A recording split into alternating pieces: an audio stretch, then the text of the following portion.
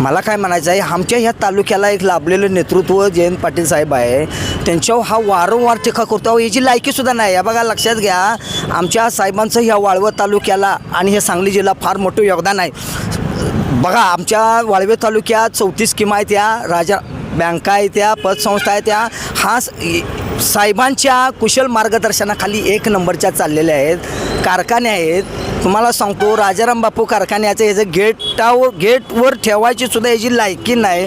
हा जयंत पाटील साहेबांच्यावर टीका करतो. ह्याची काय पार्श्वभूमी आहे, ह्याच्या पाठीमागं काय आहे? ह्याला फक्त भाजपचं आणि ह्या मुख्यमंत्र्याचं पाठबळ असल्यामुळं हा जास्तीत जास्त साहेबांच्यावर बघतो. अरे तुझी लायकी काय? मला मुळात काय म्हणायचं आहे, तू धनगर समाजाचा आहेस ना, तर धनगर समाजातनं तू ज्या वेळेला बिरोबाच्या बनात दसरा मेळावा घेतलास, तर तिथं बिरोबाच्या नावाने आज बिरोबाचा आणि धनगर समाजाचा तू वापर केलास. तुझी माहितीसाठी सांगतो, काळ वेळ असतो, तुझी राख होणार.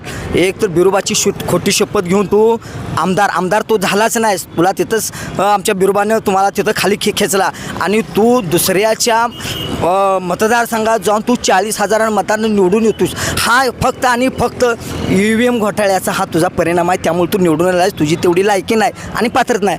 दुसरी गोष्ट, आमचा आमदार, आमचे नेते आदरणीय जयंत पाटील सातत्याने गेले 8 वर्षे आमदार झालेले आहेत आणि हाच काय म्हणतो की लाखाचं ह्याचं 12,000 झाले. अरे तू एवढ्या खालच्या पातळीवर टीका करू नकोस, लायकी नाही. कारण ह्या सगळ्या महाराष्ट्राला समजलं आहे की फक्त आणि फक्त तुला हा भाजपमधनं भुंकण्यासाठी ठेवलेलं आहे.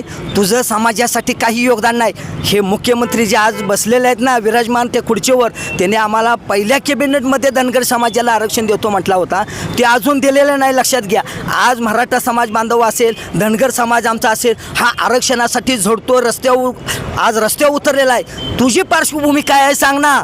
तू धनगर समाजासाठी तू एकतर मागल्या दारानं आमदार झालास, परत हा 45,000 मतांना निवडून येतोस, आणि दुसरी गोष्ट समाजासाठी तुझं आपलं काही योगदान आहे का?